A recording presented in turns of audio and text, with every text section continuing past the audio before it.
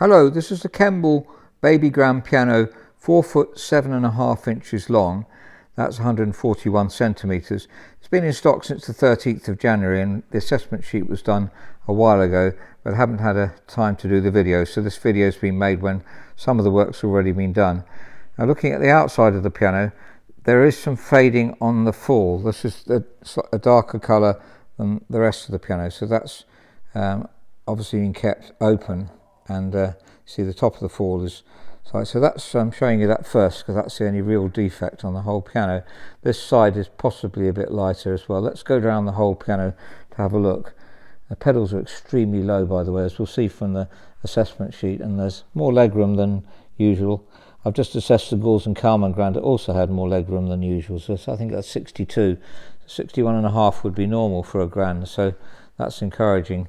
Very slight mark there, but nothing very serious. And looking at the music stand, that's all perfect. And you can see also the felt here shows that the piano's not been worn very much, as we'll see from the hammers as well.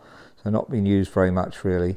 And looking around the whole of the piano, sorry, the room's a bit darker here, so I'll switch the light on to see if it makes any difference. I'm not sure if it will, a little bit. Yes, a bit of a difference there. So that's an integrated colour all the way around, and the legs are in good condition. So the casework's very good, just slightly faded on the front, and no fade line here. We've talked about fade lines here before. Let's just lift up and have a look. There's no fade line. Well, very slight fade line. There is actually, I beg your pardon. There is a fade line, as you can see there. That has been held back. So if you wanted to, if you have a piano, by the way, and it's polyester piano, it tends to be difficult to cure it if it's faded. This is a bright polyester, modern finish, very nice veneer.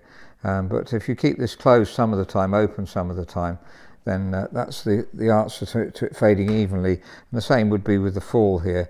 They'll have that closed some of the time, open some of the time, and then it'll all fade evenly. And the music desk has been, so the whole lot's been closed, I think, a lot, although that seems to have been kept open. So let's have a look at the inside. I don't think I mentioned it was made in 1978. It's very unusual to get a modern piano so short.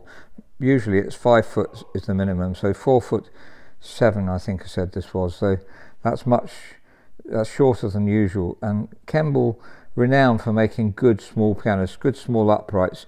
One of the ones the common ones we most, well, not that common, we're more common, but the very small compact Kemble, which is 85 keys, is one of the smallest, best small uprights. Looking at the Harrods number here, that tells us that roughly Harrods sold it in 1979. We have a list of Harrods numbers, so not 100% accurate. So made in 78, sold in 79 would figure. And the inside is just showing you that this looks perfect really, and as like a modern piano. So the advantage of modern piano as well is that tuning pins tend to be slightly tighter.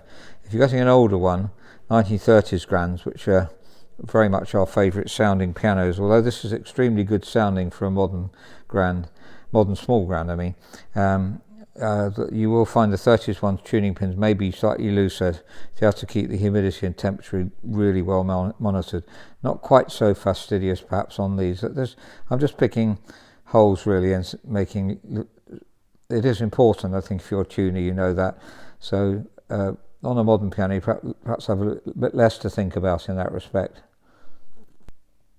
So looking at the action, we have already lubricated here. The team did that before I got to the piano. They also made some of the worksheets, so we'll look at that in a minute. Just looking at the hammers, there's been a little bit of use, but not significant really, and it doesn't really need voicing, it doesn't need refacing, just a light voicing here and there, but generally extremely good. The hammer height's about right.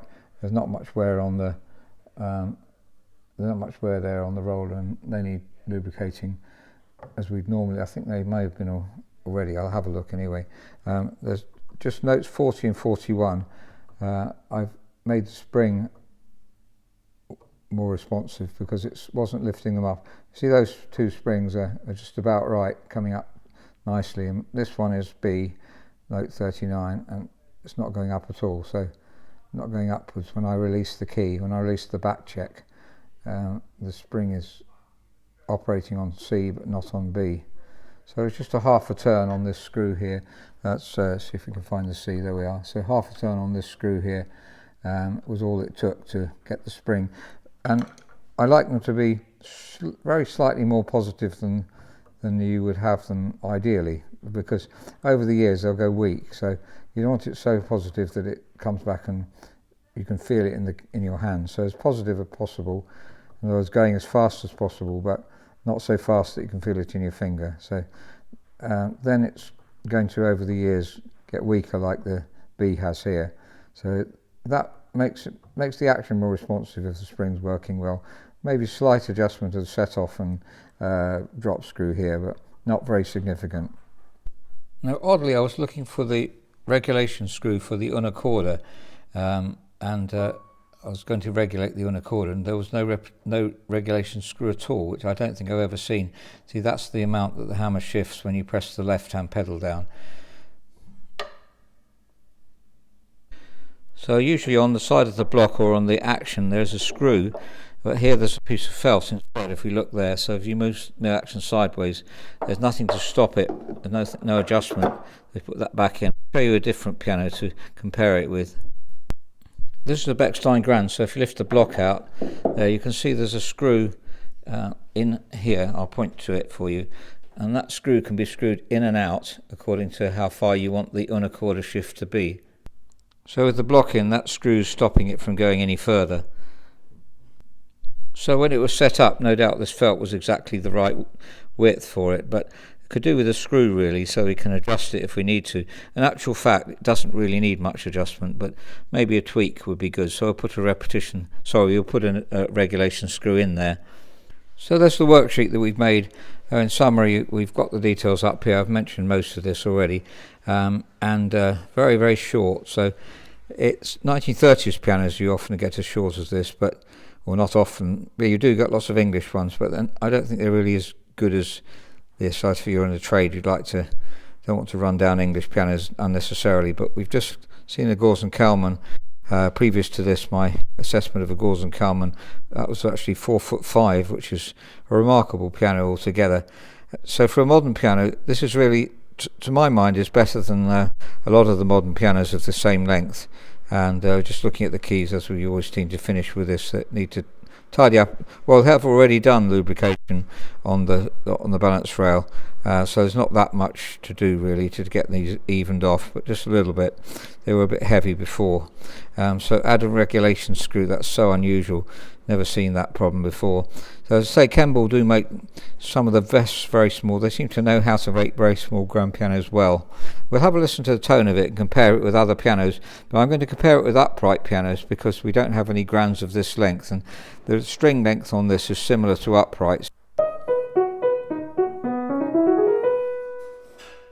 This is a Yamaha U3H and the new Foric 122.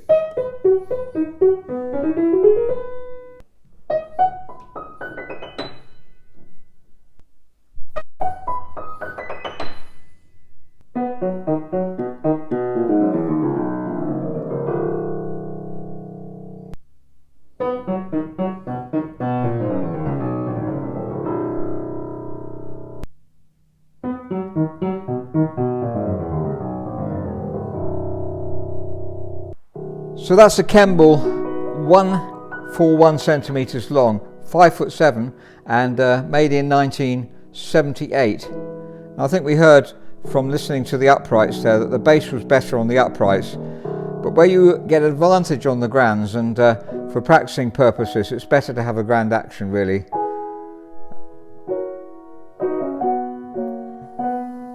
A good quality grand piano action has more sensitivity than an upright action. Now, having said that, the Foric is such high quality action anyway, so I think if you want to learn the piano and you want to learn on an upright, then that will be just as good a choice, and maybe you'd say the tone was better. The tone round here though on the Kemble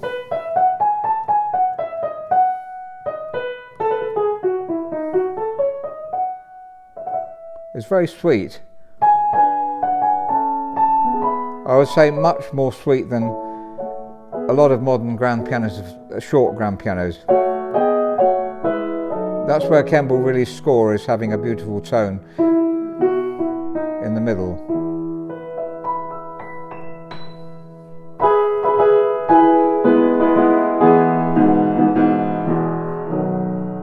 So it's not quite so distinctive in the bass end. A very stable piano, and I'm impressed with the way Kemble have made this piano. So for a modern grand piano that's very short, I think this is very recommendable. I really like the grand pianos, and I think in the trade you'll agree with me that the grand pianos in the 30s, the top quality ones, are extremely good, though the low quality ones aren't very good at all. So you get more range perhaps in the 30s, but the best 30s ones are incomparable really. Blüthner of course being one of the favourites. But we've just assessed the Gores and Kalman, which was a phenomenal short piano. So I really enjoy this sound.